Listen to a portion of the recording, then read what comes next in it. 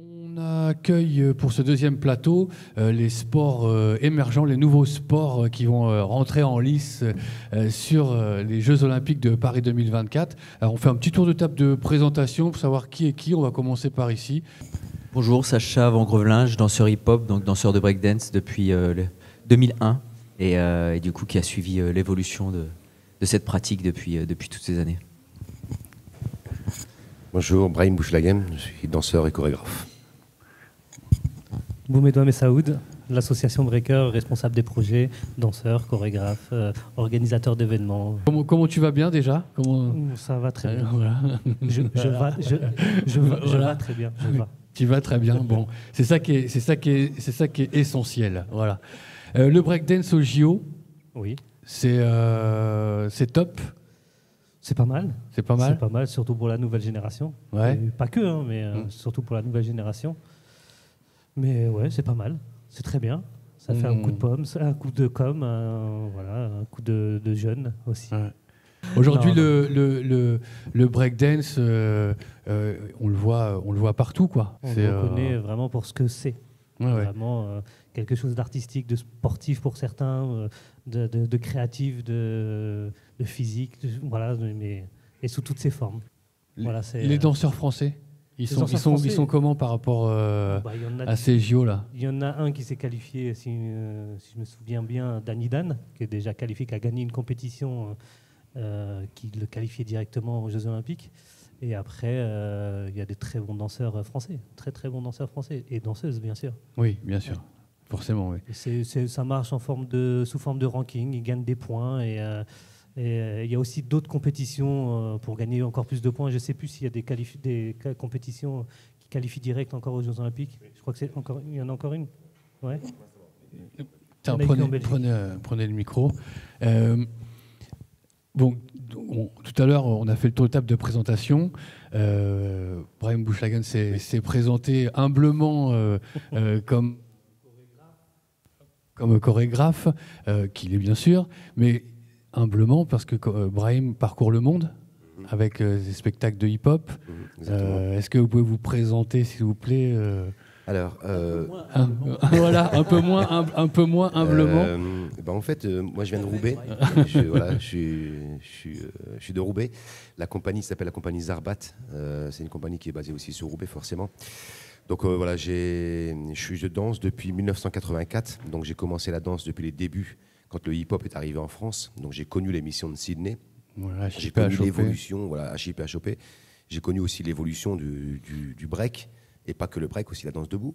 Et c'est vrai qu'aujourd'hui, comme tout à l'heure vous disiez, le hip-hop, la danse, elle est partout. Dans les théâtres, Witos, il expliquait aussi que ça soit dans la rue, que ça soit dans les théâtres ou sur les planchers. Depuis les années 90, la France découvre des nouvelles compagnies qui émergent en France.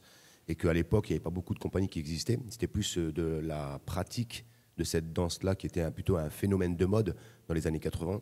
Mais c'est vrai que 90, là, les compagnies ont émergé en France. Il y a eu des gros festivals, notamment les Rencontres de la Villette, où tous les ans, chaque compagnie de chaque région, de chaque ville, entre guillemets, de France, venait se rassembler à cette date bien précise sur Paris pour pouvoir présenter leur spectacle. On a la chance aujourd'hui de tourner dans le monde entier. J'ai eu cette chance-là de faire presque 2 fois le tour du monde. J'étais dans tous les pays, j'ai dansé dans tous les pays. Et c'est pour ça, tout à l'heure, quand vous disiez le fait que le break rentre dans les JO, une opportunité, j'ai pas envie de dire que c'est une opportunité, parce que la danse, on n'a pas attendu après les JO pour être ce qu'on est aujourd'hui.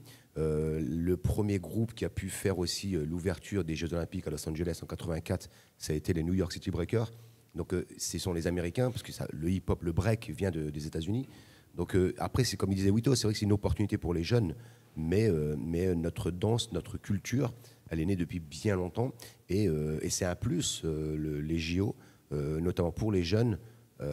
Et c'est une autre manière de pouvoir s'exprimer dans un autre aspect que dans la rue ou que dans les théâtres. Ouais. Là, on est dans l'aspect sportif. C'est reconnu forcément parce que c'est les JO, mais le fait que nous, on fasse des tournées dans le monde... c'est pas les JO qui me font tourner. Donc, oui, non, bien sûr. Et tant mieux. Mais c'est vrai que c'est une opportunité et c'est assez surprenant que le breakdance... Alors attention, le break ne rentre pas dans les JO officiellement. c'est un plus. D'accord. Chaque pays qui organise les JO, ils ont le droit à 4 disciplines de bonus. De bonus, ouais. Voilà. On ne sait pas pour les prochains, quoi, finalement. Donc les prochains Jeux Olympiques, déjà, d'accord. Les prochains Jeux Olympiques, il n'y aura pas la breakdance. D'accord, ok. Voilà, en 2028, à Los Angeles, il n'y aura pas de breakdance. Pourtant, c'est aux États-Unis, ouais. Donc ça prouve bien qu'en fait, cette possibilité, cette proposition de breakdance, elle a été que supplémentaire. Elle ne fait pas partie officiellement, quand je dis officiellement, dans la catégorie des sports. Oui, qui vont rester pendant 15 ans, 20 ans qu'on pourra reparler. Exactement. Donc là, encore une fois, voilà, c'est encore une chance pour nous de le faire, et tant mieux. On en profite, on est chez nous. Et voilà, et ça va être intéressant de rencontrer les autres danseurs, les autres breakers de chaque pays qui vont s'affronter, quoi. Donc, ça va vraiment faire un coup de com' pour les clubs de break. Il va y avoir sûrement plus d'adhérents dans les clubs, comme quand il y a une Coupe du Monde de foot ou des choses comme ça. Il y a toujours des adhérents en plus dans les clubs. Donc ça, c'est intéressant pour nos clubs, ça c'est sûr. Après, comme je crois que tu as un peu tout dit. Donc, Oui. Vous avez mis le hip-hop au cœur de vos représentations. Quel est le message en fait qui est passé au moment où on vient voir un spectacle? Vous parlez de quoi par la danse? Alors ça dépend. C'est vrai, quand on vient avec un spectacle, on vient avec un thème, on vient avec une équipe, un propos. Prenez le micro. Ouais. Avec un propos, et c'est vrai que de là, il peut y avoir un message qui est passé, il peut ne pas y avoir un message. C'est aussi de découvrir la danse. La danse reste un art, le mouvement, le corps. La plupart du temps, le public vient voir des danseurs parce que c'est la manière comment ils bougent leur corps, qu'ils soient hip-hop ou pas hip-hop, on s'en fout. On vient voir quelque chose qui va nous toucher peut-être, ou si on y a un thème derrière, est-ce qu'on arrive à voyager, à comprendre ce qu'on a envie d'exprimer en même temps.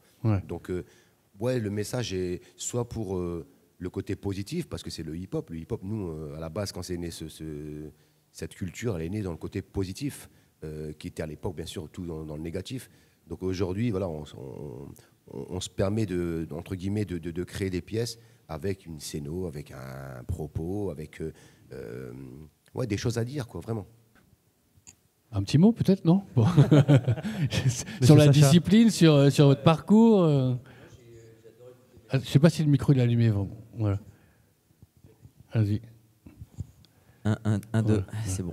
Non, moi j'écoutais mes copains avec plaisir. Puis de toute façon, la plupart, on n'a jamais tout dit, mais ils ont dit beaucoup. Après, moi, j'insiste sur le fait que ce soit ni une consécration, les JO, ni moi, pour la petite histoire, j'ai vraiment vécu le début de l'arrivée du break dans les JO en tant que coach. Et là, quand je dis coach, mais moi, je vais amener le débat un peu, mais on n'a pas trop le temps. Parce que quand je dis coach, ça n'existe pas. Le hip-hop s'est fait lui-même et d'une manière folle. Brahim est témoin de ça depuis si longtemps. Nous, peut-être un peu moins, mais on a vu des choses folles, c'est-à-dire une pratique qui... en fait, les JO sont bien contents aussi, je pense, d'accueillir le break, qui est une pratique qui s'est faite elle-même.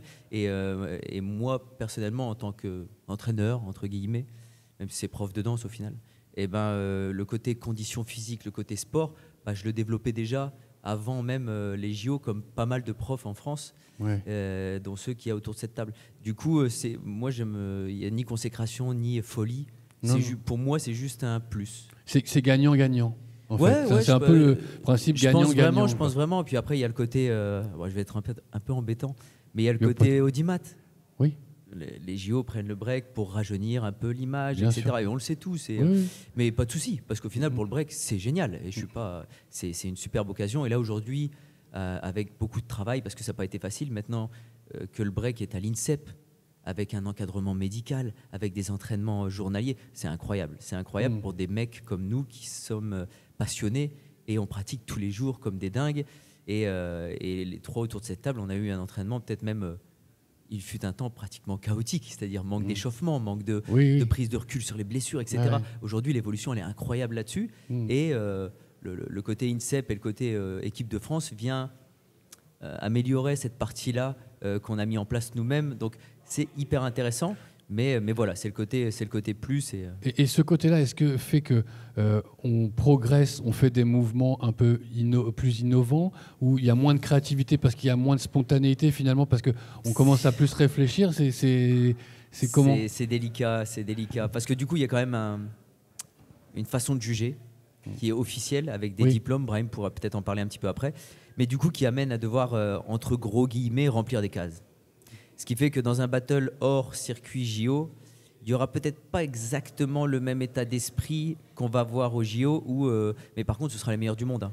Ouais, et qu'on se le dise, là, quand on voit les blasts qui commencent à sortir, ça va être un gros battle. Mais c'est vrai qu'il y a quand même des cases à remplir. Ce qui fait qu'il y a certains danseurs qui peuvent, ou qui de eux-mêmes ne vont pas forcément aller vers les JO vers le projet autour des JO, par rapport à ce côté critères, ces jugements avec des machines, etc. Ça commence, c'est une autre dimension un peu. Bien sûr. Donc, mais il y aura quand même du beau break et des prestations incroyables. Mais c'est vrai que il y aurait certainement dans l'esprit moins de liberté qu'on peut avoir dans un battle un peu plus underground, comme on dit, ou dans un battle un peu plus libre avec ce fameux vote avec la main. Parce que donc voilà, on vote à droite, à gauche. Et ce côté brut, moi je l'adore. On aura quand même des looks terribles où ce sera des. C'est ça qui est dans les battles. Vestimentaires. Mais coiffure, look vestimentaire. Voilà. Il y aura de l'identité, mais vestimentairement parlant, ce sera, j'imagine, plus propre, entre guillemets, que dans un la Fashion Week. Ça va être plus ça, à mon avis. Parce qu'il y a maintenant le côté, et on le voit en France, hein, nous, dans notre culture et dans notre réseau de danseurs hip-hop, on voit les sponsors, là, il y a des gens qui sont sponsorisés par des banques, par plein de choses comme ça, donc avec des tenues, avec un petit signe tout propre. Donc, ce qui n'est pas gênant en soi, mais c'est sûr que ce sera peut-être moins folklorique que dans un battle normal, entre guillemets. Voilà. C'est ça qui est top aussi dans un battle, c'est que là-dessus. Et t'en as connu. Ah on en a connu, c'est clair. Bah écoutez les garçons, je vous retiens pas parce que vous avez une actu aussi très chargée avec la médiathèque. Merci à vous d'être passés autour des micros. Et puis à très vite. À bientôt. Voilà, nous on continue nos petits tours. Je pense que pour aujourd'hui c'est terminé. On va se retrouver demain à peu près à la même heure. On parlera de judo. On va recevoir des judokas. On parlera aussi d'athlétisme avec des jeunes filles prometteuses à Évreux en 400 mètres haies, en saut en hauteur, je crois, en saut en longueur. Et puis ensuite on parlera de rescolarisation par le sport. Voilà, donc c'est assez intéressant. Voilà, merci de nous avoir suivis et puis à très bientôt.